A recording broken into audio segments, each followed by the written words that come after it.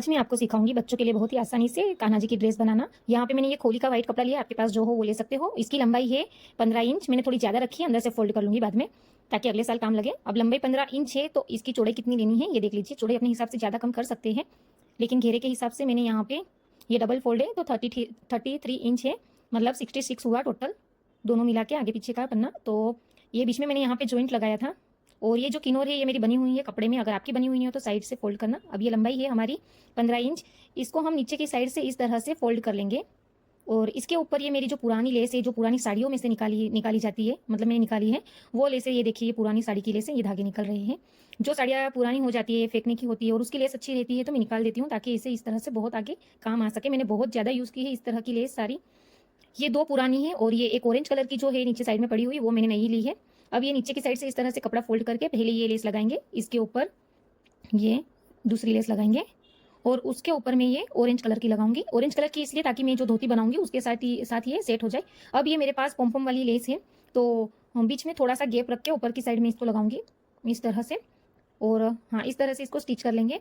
अब मैंने नीचे की लेस तो स्टिच कर ली, लेकिन जो बीच वाला पार्ट था जहाँ पे हमने ज्वाइंट किया था दोनों पन्ने को मिला के, वहाँ पे वो सांदा मतलब ज्वाइंट्स दिख रहा था तो मैंने वहाँ पे ये लेस लगा ली। तो मैंने थोड़ी थोड़ी दूरी पे मैंने ये इस तरह से लंबी लंबी लेस लगा ली ताकि वो जो हमारा घेरा कली के हिसाब से दिखे, कली अलग अलग दिख के आए कि भाई हमने इस तरह से लेस लगाई तो वो कली वाला पार्ट अलग दिखता है। इस हिसाब से यहाँ पे मैं ये इस तरह से लेस लगा लूंगी और मैंने ये सारी लेस लगा के कंप्लीट कर लिया है।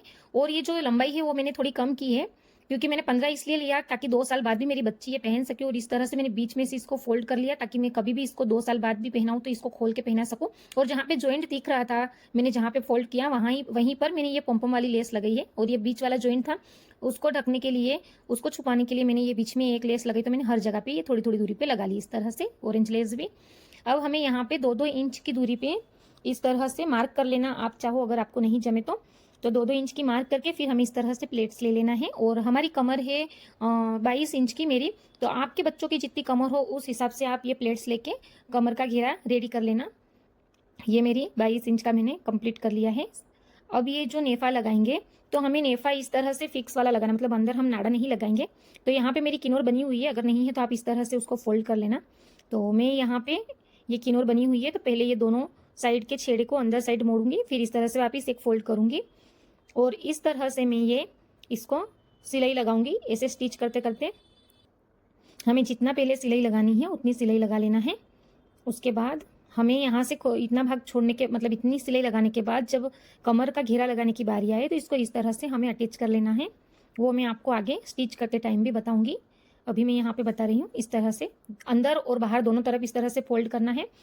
और फिर आखिरी में दूसरी साइड ये इतना सा कपड़ा, मतलब ये इतनी से नेफे वाला जो कपड़ा है हम ये लगा रहे हैं, ये बच जाएगा तो उसको इसी तरह से हमें कंटिन्यू करना है ऐसा। अब मैं यहाँ पे इस तरीके से ये जो घेरा है उसको ये दोनों के बीच में इस तरह से अटैच करके इसको स्टिच करना है। अब ये जो आखिरी मतलब सिलाई मैंने पूरी लगा दी है, ये आखिरी का थोड़ा सा है, वहाँ पे इस तरह से लगा के हमें इसे ही आगे पट्टी को पूरा ही इसी तरह से फिर कंटिन्यू करना है इस तरीके से। और ये बस ये इस तरह से फोल्ड करके हमें पूरा ही कंटिन्यू कर लेना है इसी तरह से। ये हमने कर लिया, इसकी सिलाई पूरी कंप्लीट। अब ये हमारा बनके रेडी हो गया है। ये कसे बन गई है बांधने वाली नेफे के साथ। और ये इस तरह से हम कमर में बांधेंगे जब बच्ची को पहनाएंगे तब। ये बच्ची जब बड़ी भी होंगी तो हम इसका घेरा भी लंबाई में भी बड़ा कर सकते हैं और कमर में भी हम इसके थोड़े से निकाल के प्लेट्स और हम घेरा बड़ा कर सकते हैं। अब नीचे की साइड में हम यहाँ पे पम्पम लगाएंगे हर 2 इंच पे, एक ऑरेंज और एक येलो। और ये थोड़े से मोती है उड़न के, आपके पास जो भी कोई मोती हो वो यूज़ कर सकते हैं। ये मेरे बंदरवाल में जो मोती आए थे वो टूट गया था तो उसके बच्चे हुए मोती है, मैं उसका ही यूज़ कर रही हूँ। ज़्यादातर मैं यहाँ पे जो चीज़ मेरे घर में पड़ी हुई थी उसका ही यूज़ किया है। ये मैं इस तरह से ये एक पम्पम लगाऊंगी, आपको बता देती हूँ। ये 3 मोती के बाद पम्पम के बाद एक नीचे मोती रखना है। अब वो मोती में हमें सुई नहीं डालना है, वो मोती साइड में से निकालना है।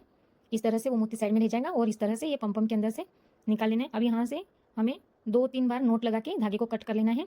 यहाँ पे मैं धोती बना रही हूँ तो मेरे पास जो पुरानी साड़ी थी तो वो मतलब उसकी हमने लेस निकाल ली और ये लेंथ में थोड़ी कम कर ली थी हमने। और इस तरह से ये पुरानी जो लेस है वो इसी के ऊपर बची हुई है तो मैं इसके ऊपर लगा लूंगी। और मैंने ये डबल फोल्ड रखी है साड़ी, ये देखो फटी हुई है, मतलब पुरानी ही है ये साड़ी। और नीचे का भाग मैंने कट कर लिया था क्योंकि नीचे के भाग वाला जो प्रिंट थी वो बड़ी बड़ी थी और वहाँ से ज़्यादा फटी हुई थी।